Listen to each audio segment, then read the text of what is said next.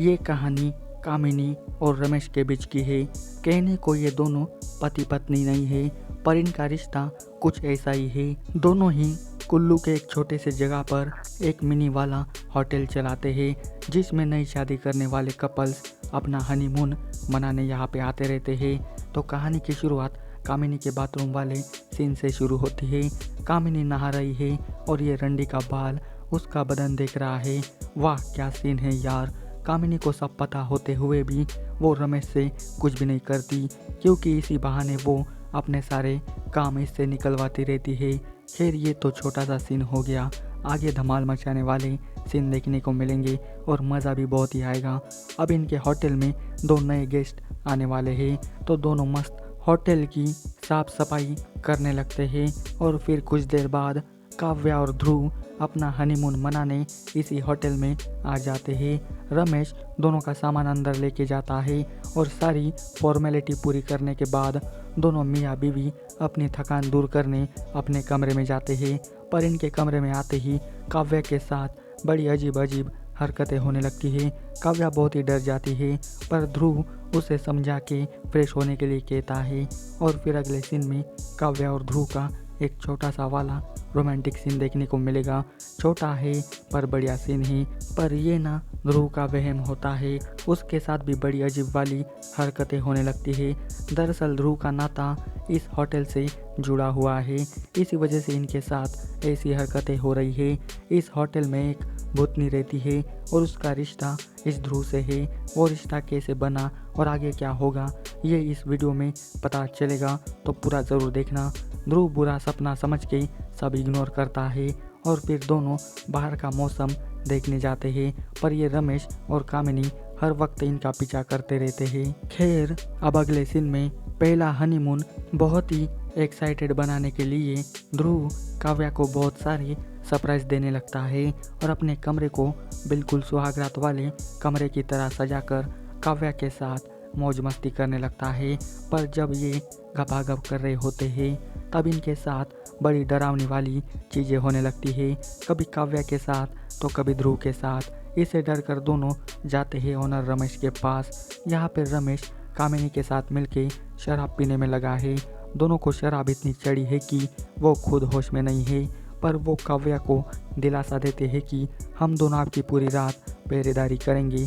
पर पहरेदारी गई भाड़ में, क्योंकि रमेश ने कामिनी को इतनी शराब पिलाई है कि वो अब होश में ही नहीं है। और अब इसी बात का फ़ायदा रमेश बाबू उठाने लगता है और यहाँ पे पूरा धाकड़ वाला हॉट सीन देखने को मिलेगा।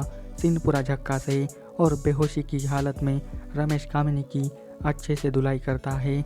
और अब अगले दिन रमेश अपने गेस्ट का डर दूर करने के लिए अपने जाने माने बाबा दारू को लेके आते हैं।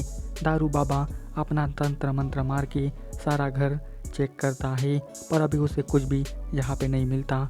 पर वो सबको वार्निंग दे के जाता है कि कोई तो है जो आपके बीच में आके आपको परेशान कर रहा है, मैं कुछ दिनों में आके सब ठीक करके दूंगा। दारू बाबा की डरावनी बातें सुनकर काव्या की पूरी गांड फट जाती है।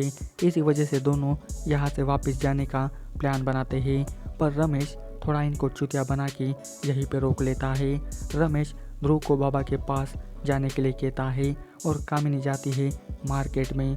इसी बीच काव्या स्विमिंग पूल में गिर जाती है और वो बेहोश हो जाती है। तभी रमेश आकर उसे बचा लेता है, पर जिस हालत में अभी काव्या है उसे देखते हुए रमेश फिर से बहक जाता है और वो इनकी भी गांड मारने लगता है।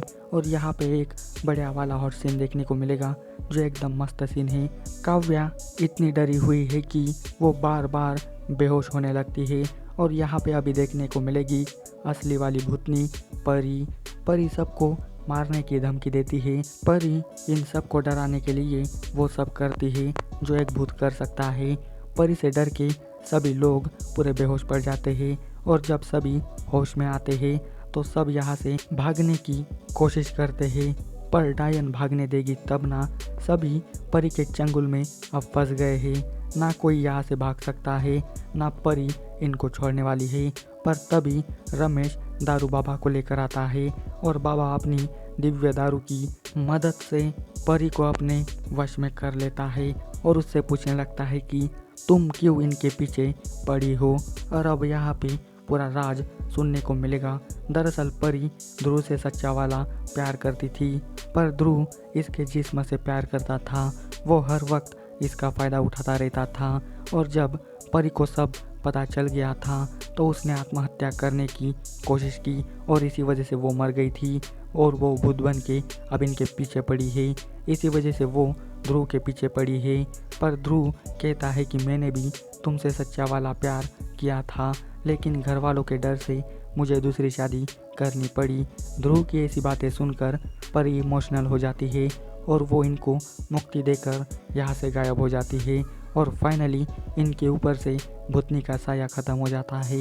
और अब यहाँ पे वेब सीरीज़ के लास्ट में दो खूंखार वाले पलंग तोड़ सीन देखने को मिलेंगे। एक तरफ ध्रुव और काव्या का और एक कामिनी और रमेश का, और इसी के साथ वेब सीरीज़ की हैप्पी एंडिंग हो जाती है और फाइनली आपको बहुत ही बढ़िया वाले द हॉट सीन देखने को मिलेंगे। आपको इसकी स्टोरी कैसी लगी ये मुझे कमेंट करके बताइए और इसी तरह की वीडियो पाने के लिए जल्दी से मेरे चैनल को सब्सक्राइब भी कर दीजिए ताकि आपको हर एक नई वीडियो की नोटिफिकेशन मिल सके। मैं इसी तरह की वीडियो लाता रहता हूँ, तो जल्दी से मेरे चैनल को सब्सक्राइब कर दीजिए। जाते समय इस वीडियो को लाइक भी कर दीजिए। तो आज के वाले वीडियो में बस इतना ही। मिलते हैं अभी अगले वीडियो में, तब तक के लिए goodbye. Thank you for watching this video.